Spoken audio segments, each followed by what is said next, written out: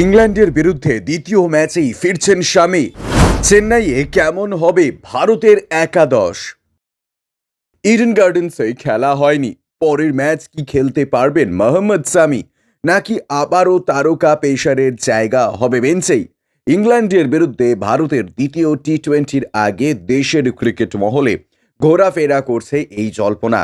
শোনা যাচ্ছে ইডেনের winning combination ভাঙতে পারে ভারতীয় টিম ম্যানেজমেন্ট। 1 বছরেরও বেশি সময় পরে জাতীয় দলেই সুযোগ পেয়েছেন, কিন্তু ইডেনে ভারত ইংল্যান্ড প্রথম টি-20 দলেই রাখা হয়নি শামিকে। সূত্রের খবর, শামি নাকি পুরোপুরি ফিট নন, সে কারণেই তাকে এদিনের ম্যাচে দলে রাখা হয়নি। যদিও অনুশীলনে শামিকে প্রচণ্ড গতিতে পুরো দমে বোলিং করতে দেখা গিয়েছে।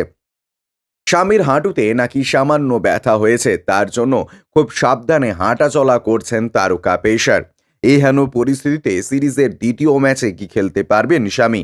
আগামী শনিবার চেন্নাইয়ে ফের খেলতে নামবেন ভারত ইংল্যান্ড।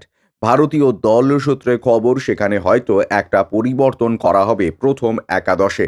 ইডেনে রবি বিষ্ণয়কে দলে রাখা হলেও তিনি কোনো উইকেট পাননি। অন্যদিকে দ্বিতীয় পেসার হিসেবে ভরসা রাখা হয়েছিল হার্দিক পান্ডিয়ার ওপরে, কিন্তু 4 ওভারে তিনি 42 রান দেন। ব্যুরো রিপোর্ট, ইউজে নিউজ।